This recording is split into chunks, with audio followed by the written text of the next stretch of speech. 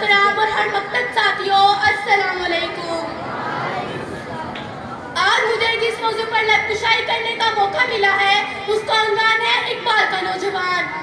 کیوں ضیاءکار بنوں سودے فراموش رہوں، کیوں ضیاءکار بنوں سودے فراموش رہوں، فکرے فردا نہ کروں محو غمدوش رہوں، نعرے بلبل کے سنوں اور ہمدن گوش رہوں، نعرے بلبل کے سنوں اور ہمدن گوش رہوں، ہم نوا میں بھی کوئی گل ہوں کہ خاموش رہوں۔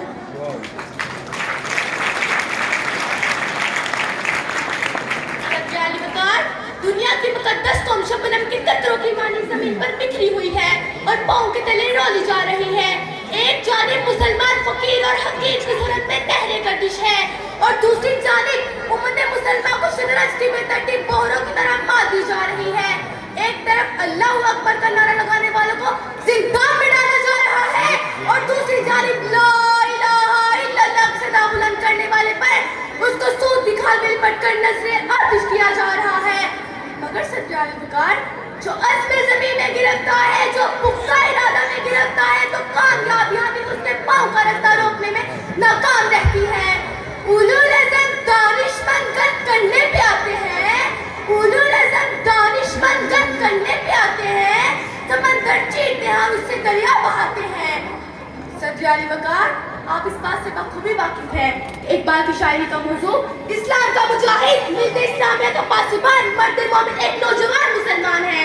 اقبال نے اسے ایک شاہین سے تشبیہ دی ہے اور یہ کوئی شاعرانہ تشبیہ نہیں، یہ امت مسلمہ کے لیے عوامی پیغام ہے۔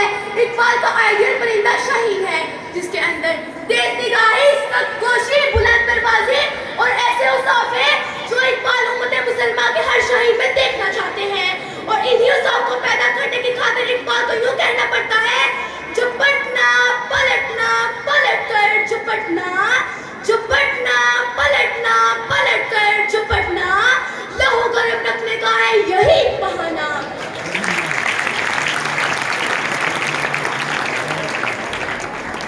پرندہ کی دنیا کا درویش ہوں میں، پرندہ کی دنیا کا درویش ہوں میں، کہ شاعر بناتا نہیں آشیانہ۔ سجاد بکار اور کبھی اقبال یوں کہہ کر امت مسلمہ کے جوانوں کے اندر وہ جذبہ اور ولولہ پیدا کرتا ہے: پرواز ہے دونوں کی اسی ایک جہاں میں، پرواز ہے دونوں کی اسی ایک جہاں میں، شاہین کا جہاں اور ہے، کرگس کا جہاں اور ہے۔ سجاد بکار علامہ اقبال نے امت مسلمہ کو جگانے کی انگیت کوششیں کی۔